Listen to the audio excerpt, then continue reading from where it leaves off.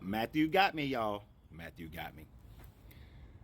So Matthew said that Jesus, the historicity of Jesus is verified by all historians, and I questioned and said not one historian during the time frame of Jesus being alive, who was an adult during the time Jesus was alive, wrote about Jesus, and he said sorry, but I'm just wrong because Phelion and Thales are some of the historians back in his existence. They back his existence. Well, let's look at those two historians real quick. I haven't thought about them in a very, very long time because when I was a Christian, they were two of the people that I also used myself. So when you look at these two historians, there are some things that are some glaring problems with both of them. The first thing, starting with Phalion. As I said, no historian at the time frame who lived during the time frame of Jesus wrote about Jesus. Phalion is a second century historian. That means he was born and he lived at least 70 years after Jesus. So he is not a first century historian who lived during the time of your Jesus. No, it doesn't work that way. Plus, also, if you're going to accept Phelion's writings as proof of Jesus, then you must also accept Phelion's writings of proof of the Titan Cronus. Because according to Phelion, the ruler of Assyria, Belarus, about 100 years before the Trojan War, waged war against Kronos, the Titan, the Greek Titan, the mythological beings that you don't believe in. But this ruler waged war against them. So if you're going to validate Jesus by this historian, then you must also validate the Titan Cronus by this historian. And that means all hell praise to Cronus. So it doesn't work. One, he doesn't fit the timeline. Two, he also writes about other people. And I'm going to handle him and Thales in the same conversation of this one.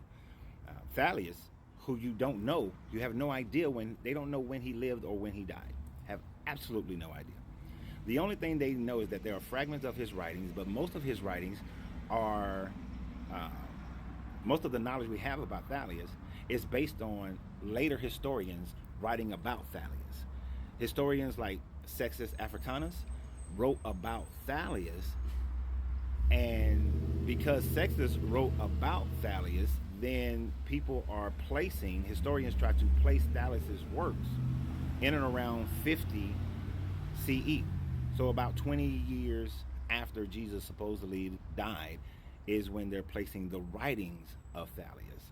And the writing that they're attributing is that Thales, as well as Phalion, are saying that during the time frame of Jesus' crucifixion, that there was a solar eclipse during that time frame. Now, sadly, only thing we know is that they are saying this eclipse happened, but they give a 10-year range for the eclipse between 23 and 33 CE.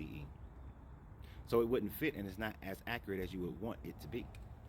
The other part, the eclipse, the full eclipse, happened in Nicaea. It did not happen in Jerusalem. And with a full eclipse happening in Jerusalem, and I went and I looked at the astrological pages, that sites that'll show you what the eclipse would be. Only 1/3 of the eclipse would have been visible from Jerusalem if there's a full eclipse in Nicaea. So it doesn't happen. And then one of your church fathers, Eusebius, when he wrote about Thales, or Phalion, when he wrote about Phalion, and he's talked about his eclipses, he did not mention the crucifixion of Jesus when Eusebius was quoting Phalion about the eclipse. Why? Because he knew that there was problems with it, with that association. So it is more likely, just like they fraudulently put in the Testimonium Flavianus in Josephus's work, it is more likely that they fraudulently took these historians' work and added that this eclipse happened during the time frame of Jesus so that it can match up with what Matthew says, since Matthew is the only gospel that mentions an eclipse and an earthquake happening at the time frame of the crucifixion.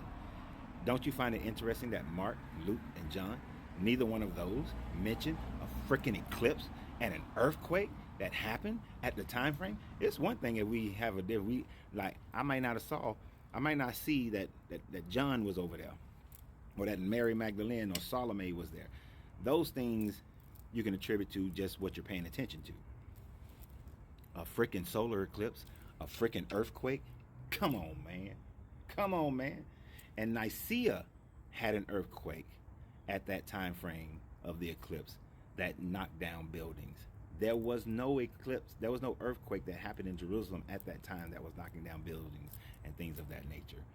So you see how they take these historians, add to them back then, and then to change the narrative. And the difference is, compared to today, we have so much more of an ability to have peer review than what they had back then, especially if you're talking about somebody who lived 50, 60, 100 years prior to the time frame that you're actually writing about them. You can add things, and if you're in a position of power, who's going to challenge it? And there's nowhere near the amount of peer review, as I said before. But Phalegon and Thalius, they still fail. One is definitely 2nd century. The other one is most likely late 1st century. But both are inaccurate. So it still doesn't fit the bill of what I said about there was no historian who wrote about Jesus who was alive at the time frame of Jesus, and they were writing. So your historicity of Jesus still fails. But you have a great day.